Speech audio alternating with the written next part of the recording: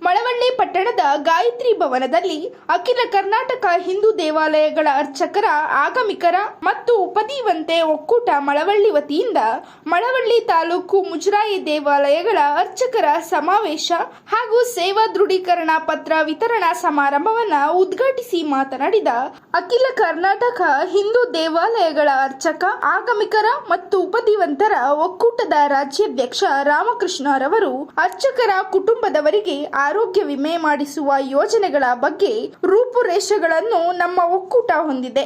ಅರ್ಚಕರಿಗೆ ಕನಿಷ್ಠ ಮೂಲಭೂತ ಸೌಕರ್ಯಗಳನ್ನು ಇಲಾಖೆಯಿಂದ ಒದಗಿಸುವಂತೆ ನಮ್ಮ ಒಕ್ಕೂಟ ಹೋರಾಟ ಮಾಡುತ್ತೇವೆ ಎಂದಿದ್ದಾರೆ. ಈ ವೇಳೆ ರಾಜ್ಯ ಒಕ್ಕೂಟದ ಪ್ರಧಾನ ಕಾರ್ಯದರ್ಶಿ ಕೆಎಸ್ಎನ್ ದೀಕ್ಷಿತ್ ಮಾತನಾಡಿ, ಅರ್ಚಕರಿಗೆ ಸರ್ಕಾರ ನೀಡುತ್ತಿರುವ ವರ್ಷಕ್ಕೆ 72,000 ರು ವೇತನ ಸಾಲದು. ವರ್ಷಕ್ಕೆ ಕನಿಷ್ಠ 1 ಲಕ್ಷ ರು ನೀಡಬೇಕು. ಅದಕ್ಕಾಗಿ ಸರ್ಕಾರಕ್ಕೆ ಬೇಡಿಕೆ ಇಟ್ಟಿದ್ದೇವೆ ಎಂದರು. ಇದೇ ವೇಳೆ ತಹಶೀಲ್ದಾರ್ ಲೋಕೇಶ್ ರವರು ಅರ್ಚಕರಿಗೆ ಸೇವಾ ದೃಢೀಕರಣ ಪತ್ರವನ್ನು ವಿತರಿಸಿದರು. ನಂತರ ಅರ್ಚಕರ ಹಲವು ಬೇಡಿಕೆಗಳ ಮನವಿ ಪತ್ರವನ್ನು ತಾಲೂಕು ಅಧ್ಯಕ್ಷ ಸತೀಶ್ ಸಲ್ಲಿಸಿದರು. ಕಾರ್ಯಕ್ರಮದಲ್ಲಿ ರಾಜ್ಯ ಒಕ್ಕೂಟ ಅಧ್ಯಕ್ಷ ಪ್ರೊಫೆಸರ್ ರಾಧಾಕೃಷ್ಣ, ತಾಲೂಕು ಅಧ್ಯಕ್ಷ ಸತೀಶ್, ಪ್ರಧಾನ ಕಾರ್ಯದರ್ಶಿ ಕೆಎಸ್ಎನ್ ದೀಕ್ಷಿತ್, ಶ್ಯಾಮ್ ಸುಂದರ್ ದೀಕ್ಷಿತ್, ಜಿಲ್ಲಾಧ್ಯಕ್ಷ ಅರುಣ್ ಕುಮಾರ್, ವಕೀಲ ಶ್ರೀಕಂಠಸ್ವಾಮಿ ಸೇರಿದಂತೆ ಹಲವರು ಭಾಗಿಯಾಗಿದ್ದರು. ವರ್ಷಕ್ಕೆ 1,20,000 ಒಂದು ಮೊಳ ಹೂವಿಗೆ 100 ರೂಪಾಯಿ ಕೊಡಬೇಕು. ಒಂದು ಕರ್ಪೂರಕ್ಕೆ, ಒಂದು ಭಕ್ತಿಗೆ, ಒಂದು ಎಣ್ಣೆಗೆ ಅರ್ಚಕರ ಪಾಡಿ ಆಗೋದು ಕೇಳ್ತಾರ, ಅವರೇ ತಗೊಂಡು ಹೋಗಿ. ಇನ್ನೊಂದು ಬಹಳ ನಾನು ಯಾಕೆ ಈ ಸಂಘದಲ್ಲಿ ತುಂಬಾ ಮೆಚ್ಚಿಕೊಳ್ತೇನೆ, ದಾಯಕ್ಷೇತ್ರ ಮತ್ತು ನೀವೆಲ್ಲ ಶ್ಯಾಮಾಚಾರ್ಯರು, ಅರುಣ್ ಕುಮಾರ್, ಸತೀಶ್, ನೀವೆಲ್ಲ ಇದ್ದೀರ. ಯಾಕಂದ್ರೆ ಇದು ಎಲ್ಲ ಜಾತಿಯ ಅರ್ಚಕರಿಗೆ ಸೇರಿರುವಂತ ಒಂದೇ ಸಂಸ್ಥೆ, ಎಲ್ಲ ಜಾತಿಯ ಅರ್ಚಕರಿಗೆ ಸೇರಿದ ಸಂಸ್ಥೆ. ನಾನು ಬೇರೆ ಸಂಸ್ಥೆಗಳ ಬಗ್ಗೆ ಮಾತನಾಡೋದಿಲ್ಲ, ಅವರು ಇದ್ದಾರೆ. ಅವರು ಸೀಮಿತವಾದಂತಹ ಕೆಲವು ಇರ್ಲಿ, ಪ್ರಜಾಪ್ರಭುತ್ವ ಸೀಮಿತವಾದ ವರ್ಗ ಜಾತಿಗಳಿಗೆ ಮಾಡ್ಕೊಂಡಿರ್ತಾರೆ. ಅದು ತಪ್ಪು ಅಂತ ಹೇಳೋದಿಲ್ಲ ನಾನು. ಆದ್ರೆ ನಾವು ಆಲದ ಮರದ ತರ ಎಲ್ಲರಿಗೆ ಹಾಕೊಂಡದ್ದು, ನಡೆಯಲ್ಲಾಗಲಿ, ನುಡಿಯಲ್ಲಾಗಲಿ, ಮನಸ್ಸಿನಲ್ಲಾಗಲಿ, ಬುದ್ಧಿಯಲ್ಲಾಗಲಿ, ವಿಚಾರದಲ್ಲಾಗಲಿ ಜಾತಿಯ ಕಲ್ಮಶ ನಮ್ಮ ಸಂಘವನ್ನು ಮುಟ್ಟೋದಿಲ್ಲ.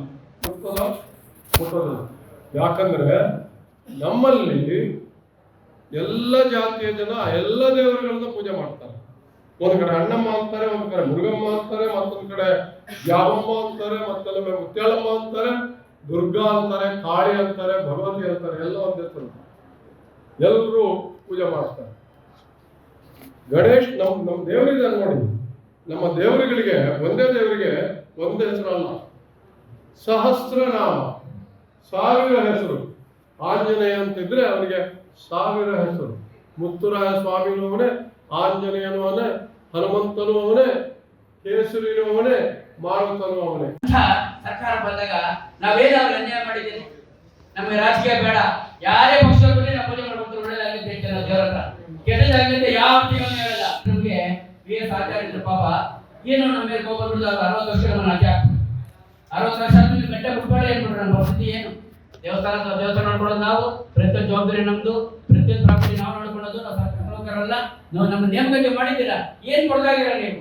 ಪೂಜೆಗೋಸ್ಕರ ಎಷ್ಟು ಭಾಗ ಬಿದ್ದು ನಾವಿವತ್ತು 2,000, 3,000, 5,000 ತಗೋತಾಗಿರ. ಅವ್ರ ಕಾಲ ಬುದ್ಧಿ ಕೇಳ್ಬೇಡಿ, ಮಾಡಬೇಡಿ ಅಂತ. ಇಲ್ಲ ಬಂದು ಮಾಡೇ ಬಿಟ್ರು. ಹೈಕೋರ್ಟ್ ಅವ್ರ ಕಡೆ ಆಗೋಯ್ತು. ನಮ್ಮ ಪರಿಸ್ಥಿತಿ ಏನು, ಅರ್ಜಿಗೆ ಪರಿಸ್ಥಿತಿ ಏನು? ನಾನು ಹೇಳ್ತೇವೆ ಅವ್ರಿಗೆ, ಯಾವುದೇ ಸ್ಟೇಟ್ ಅಲ್ಲಿ ಅರ್ಜಿಗೆ ರಿಟೈರ್ಮೆಂಟ್ ಇಲ್ಲ. ತಮಿಳುನಾಡು ಇರ್ಬೋದು, ಆಂಧ್ರ ಇರ್ಬೋದು, ತೆಲಂಗಾಣ ಇರ್ಬೋದು, ಎಲ್ಲ ಅರ್ಜಿಗೆ ರಿಟೈರ್ಮೆಂಟ್ ಇಲ್ಲ. ಅವನ ಶಕ್ತಿ ಅವರು ಪೂಜೆ ಮಾಡ್ಬೋದು. ಅದೆಲ್ಲ ಹೇಳಿ ಏನ್ ಹೇಳಿದ್ರು ಅವ್ರು ಜೀವನ ಹಾಕೊಂಡಿಲ್ಲ.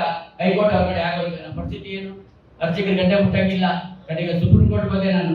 ಸುಪ್ರೀಂ ಕೋರ್ಟ್ಗೆ ಹೋಗಿ ಅಲ್ಲಿ ಸ್ಟೇಟ್ ಸರ್ಕಾರ ಎಷ್ಟು ಕಷ್ಟ ಇದೆ ಅಂತ ತಹಸೀಲ್ದಾರ್ ಸಾಹೇಬ್ ಇರ್ಬೋದು ಶ್ರಮ ಪಟ್ಟು ಮತ್ತೆಲ್ಲ ಓಡಾಡಿ ಆ ತಹಸೀಲ್ದಾರ್ ಹೇಳಿದ್ಮೇಲೆ ನಾವು ಇಲ್ಲ ನೀವು ಸುಪ್ರೀಂ ಕೋರ್ಟ್ ಹೋಗ್ಬೇಕು ಅಂತ ಹೇಳಿದ್ಮೇಲೆ ಸುಪ್ರೀಂ ಕೋರ್ಟ್ ಅಲ್ಲಿ ರಂಜನ್ ಗೋಗಾಯ್ ಆ ಜಡ್ಜು ದೇವಸ್ಥಾನ ಅಂದ್ರೆ ಗೊತ್ತಿಲ್ಲ ಅಂದ್ರು, ಅರ್ಜಿಗೆ ಅಂದ್ರೆ ಗೊತ್ತಿಲ್ಲ ಅಂದ್ರು. ಅವ್ರು ಸಿಗ್ಯೂರಿಟಿ ಸ್ಟೇಟ್ ಜಡ್ಜು ನಮಗೆ